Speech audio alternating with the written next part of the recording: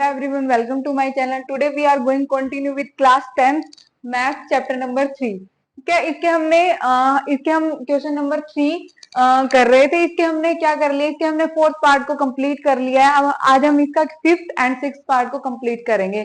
अगर आपने इससे पहले वाले पार्ट्स को वॉच नहीं किया तो आप मेरी प्रीवियस वीडियो में जाकर उनको वॉच कर सकते हैं. तो इसकी स्टेटमेंट समझते हैं. A fraction becomes 9/11. एक फ्रैक्शन 9/11 बन जाता है if 2 is added to both the numerator and the denominator. देखो हमें पता है फ्रैक्शन में जो ऊपर होता है उसको न्यूमरेटर बोलते हैं और जो नीचे होता है उसको डिनोमिनेटर बोलते हैं. तो अगर उसके न्यूमरेटर और डिनोमिनेटर में हम 2 ऐड करें ना तो वो फ्रैक्शन 9/11 हो जाता है. इससे आगे स्टेटमेंट समझते हैं. If 3 is added to the both the numerator and the denominator. अगर न्यूमरेटर और डिनोमिनेटर में 3 ऐड करें तो वो फ्रैक्शन हो जाता है 5/6. Find the fraction. तो हमें वो फ्रैक्शन फाइंड आउट करना है. तो इसको हम कैसे करेंगे, जो भी हमने इसमें फाइंड आउट करना होता है उसको ही हम कंसीडर करते हैं. Let the given fraction equal to fraction. Let the fraction क्या हो जाएगा, x/y. हमने कंसीडर कर लिया कि उस फ्रैक्शन का जो न्यूमरेटर है वो x है और उसका डिनोमिनेटर y है. ठीक है.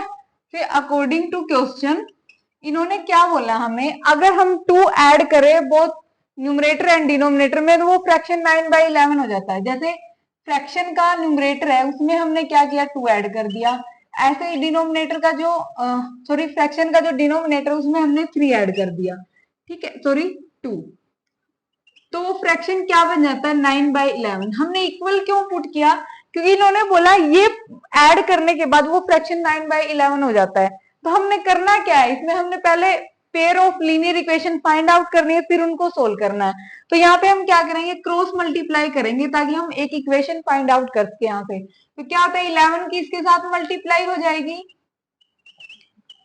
और 9 की इसके साथ, ये वाली के साथ, y+2. तो हम क्या करेंगे, इनकी ब्रैकेट को ओपन करेंगे, इसकी मल्टीप्लाई करेंगे अंदर. 11x प्लस 11 2 22 इक्वल टू 9 की y से हुई 9y और 9 2 18. अब हम क्या करेंगे, क्योंकि इक्वेशन फाइंड आउट करनी है तो हम y को इधर ले आएंगे. 11x माइनस 9y, ये वाली टर्म इधर आके माइनस की, और 22 को हम राइट साइड में लेके जाएंगे, माइनस का हो जाएगा +18. ठीक है. तो 11x minus 9y equal to 22 minus 18 हो जाएगा -4. क्योंकि यहाँ पे देखो माइनस, यहाँ पे जो 22 था वो माइनस का था और माइनस वाला यहाँ पे लार्ज नंबर है. तो ये हमारी इक्वेशन फर्स्ट हो गई. अब हम सेकंड स्टेटमेंट से इक्वेशन बनाएंगे. If 3 is added to the both numerator and the denominator. ऐसे ही जैसे हमने इसमें 2 ऐड किया था, ऐसे ही उसके बाद क्या किया, 3 ऐड हुआ न्यूमरेटर और डिनोमिनेटर में for second equation and it become 5/6. तो अब फ्रैक्शन क्या बना, 5/6 बन गया. ऐसे ही हम क्या करेंगे, क्रॉस मल्टीप्लीकेशन करेंगे, 6 की इसके साथ और 5 की इसके साथ. तो 6 मल्टीप्लाई x+3 और 5 मल्टीप्लाई y+3. ठीक है. इस टाइप से हम क्या करेंगे, इसकी मल्टीप्लाई करेंगे.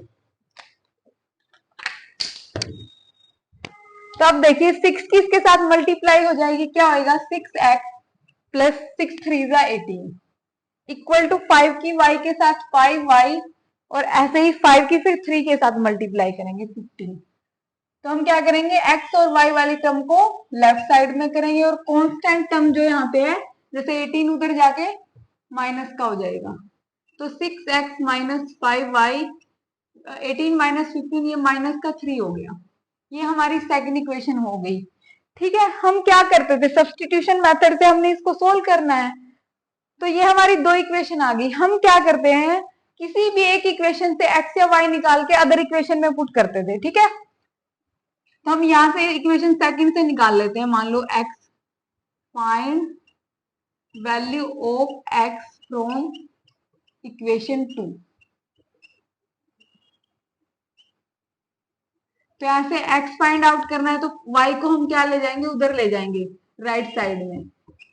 ठीक है. अब देखो यहाँ 6 और x मल्टीप्लाई में, और क्योंकि हमने x फाइंड आउट करना है यहाँ पे, तो -3 + 5y/6.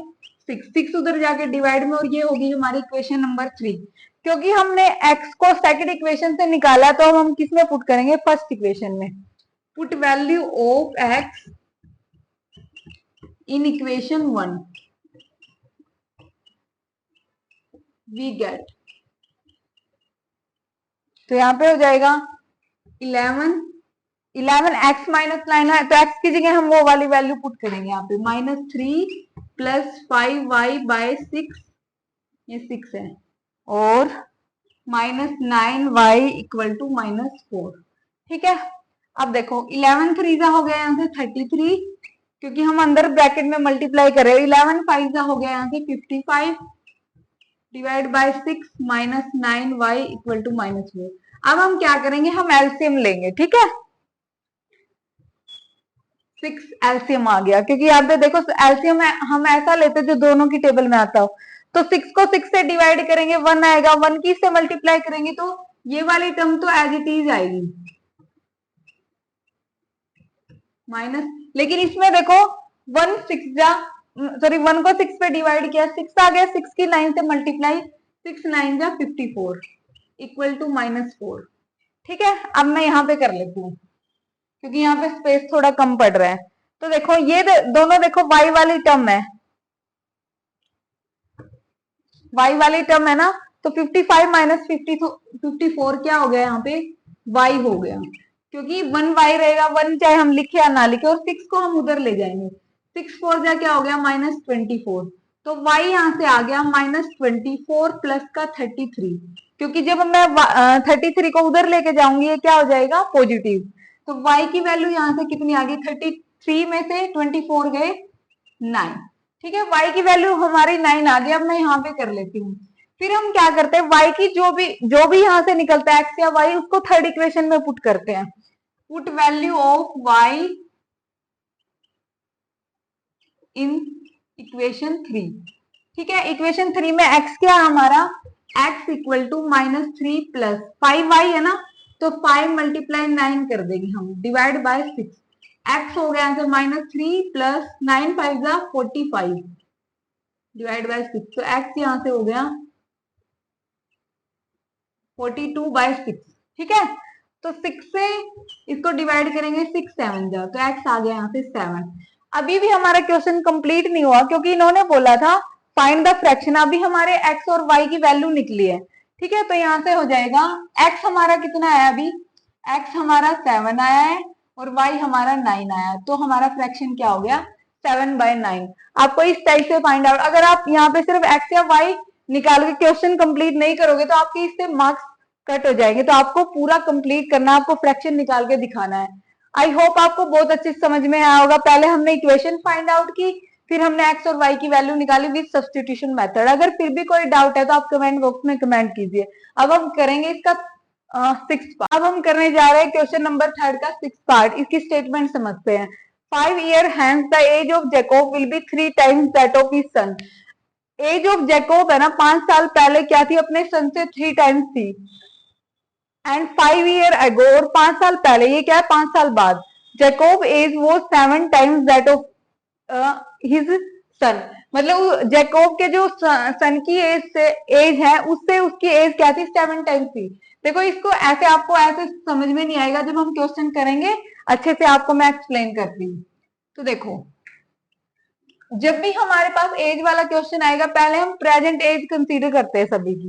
Late present age of Jacob, हमने एक्स ईयर कंसीडर करिए। ठीक है, x year, and present age of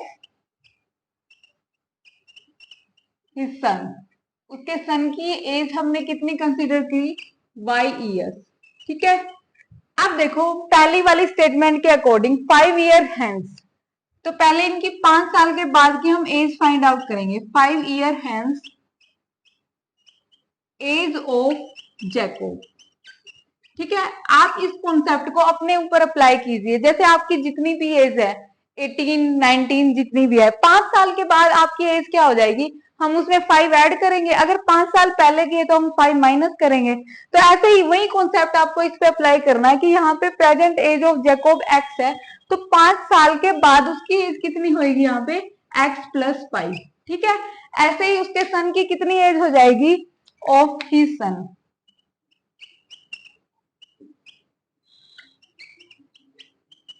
y plus 5। ठीक है, और वो कितने टाइम थी, जैकोब विल बी 3 टाइम। मतलब इसमें देखो एक कॉन्सेप्ट ये लगाना है, जैकोब की एज 3 टाइम है अपने सन से, तो इन दोनों को इक्वल करने के लिए हम 3 की मल्टीप्लाई इसके सन से करेंगे। तो x plus 5 3 into y plus 5। तो अब इन दोनों की एज ऐसे एक दूसरे से रिलेटेड होगी, क्योंकि इसकी जैकोब की एज क्या थी, 3 टाइम। इनको इक्वल करने के लिए हमने 3 की मल्टीप्लाई किससे की, इससे सन वाली एज से। अब हम क्या करें, क्योंकि हमने इक्वेशन फाइंड आउट करनी है ना, तो 3 की y से मल्टीप्लाई करेंगे, यहाँ पे ब्रैकेट 3y प्लस 15। तो हमारी अब हम क्या क्या करेंगे, ऐसे y वाले टर्म को इधर लेके आएंगे और 5 को उधर लेके जाएंगे। ठीक है, x minus 3y equal to 10, ये हमारी फर्स्ट इक्वेशन हो गई। ठीक है, यहां से अब देखो सेकंड क्या है बोला इन्होंने, 5 ईयर एगो। तो एगो मतलब कि पहले, 5 year ago as of Jacob क्या हो जाएगी, अब क्योंकि उसकी प्रेजेंट एज x है, तो 5 साल पहले उसकी क्या हो जाएगी, x माइनस 5। ठीक है, और ऐसे ही ऑफ हिज सन, 5 साल पहले उसके सन की एज कितनी होगी, y माइनस 5। ठीक है, और वो कितनी है, जैकोब एज वो 7 टाइम, 7 टाइम है इससे, जैकोब की एज 7 टाइम है, तो हम 7 की मल्टीप्लाई सन वाली एज से करेंगे ताकि ये इक्वल हो जाए। तो x minus 5 equal to 7 multiply y minus 5। ठीक है, x माइनस 5 यहां से हो गया 7y, 7 5 जा 35। ठीक है, तो हम y 7y को इधर लेके आए, ये माइनस का हो गया, और 5 को उधर लेके गए, माइनस 35 प्लस 5। तो x minus 7y equal to minus 30, ये हमारी हो गई सेकेंड इक्वेशन। ठीक है, अब हमने क्या करना है, प्रेजेंट एज फाइंड आउट करनी है, मतलब कि हमने क्या करना है, x और y को फाइंड आउट करना है विद सब्स्टिट्यूशन मेथड। तो हम क्या करेंगे, किसी भी एक इक्वेशन से x या y निकाल के अदर इक्वेशन में पुट करेंगे। तो मैं पहले वाली इक्वेशन से निकाल लेती हूँ, find value of x from equation 1।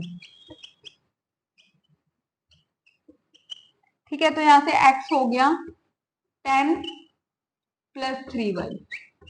ठीक है, ये हमारी थर्ड इक्वेशन होगी। अब x की वैल्यू को हम सेकंड इक्वेशन में करेंगे, put value of x in equation 2। ठीक है, तो x की जगह मैंने क्या पुट किया, 10 plus 3y equal to sorry minus 7y equal to minus 30। तो देखो यहाँ पे 7 और 3 दोनों y वाली टर्म है, 7 में से 3 गया, यहाँ पे 4y, वो भी माइनस का, इक्वल टू माइनस 30। तो अब यहां से क्या हो जाएगा, माइनस 4y, 10 को हम उधर लेके जाएंगे, माइनस 30 माइनस 10, तो minus 4y equal to minus 40। Minus से माइनस कैंसिल हो गया, अगर मैं y फाइंड आउट करूं यहाँ से, 4 उधर जाके डिवाइड में हो जाएगा, तो 40/4 10। तो यहाँ पे जैकोब के जो सन है उसकी एज कितनी आ गई हमारी, 10 ईयर, वो भी 10 ईयर का है। अब हमने जैकोब की एज निकालनी है, तो x हमने निकालना है, x क्या हो जाएगा यहाँ से, यहाँ पे y की वैल्यू पुट करेंगे थर्ड इक्वेशन में, 10 प्लस 3 मल्टीप्लाई y कितना आया हमारा 10, तो ये हो गया 10 प्लस 30, x आ गया 40 ईयर। ठीक है, तो जैकोब की एज कितनी हो गई 40 ईयर्स, और उसके सन की एज हो गई 10 ईयर्स। अगर आपको ये चेक करना है कि आपका आंसर सही है या नहीं है, तो हमारी जो दो इक्वेशन आई है, जैसे ये फर्स्ट और वो सेकंड, क्या करो आप x और y की वैल्यू पुट कर दो, अगर लेफ्ट साइड और राइट साइड इक्वल आ गई तो आपका क्वेश्चन क्या है, बिल्कुल करेक्ट है। ठीक है, आप इस तरह से अपना आंसर चेक भी कर सकते हो। ये सिर्फ इस क्वेश्चन के लिए नहीं बता रही मैं, आप सभी में ये चीज अप्लाई कर सकते हो। ठीक है, तो आई होप आपको बहुत अच्छे से समझ में आया होगा। अगर फिर भी कोई डाउट है तो आप कमेंट बॉक्स में कमेंट कीजिए। सभी में वर्ड प्रॉब्लम में हमने क्या करना है, पहले इक्वेशन फाइंड आउट करनी है और फिर उनको सब्स्टिट्यूशन मेथड से सोल्व करना है। ठीक है।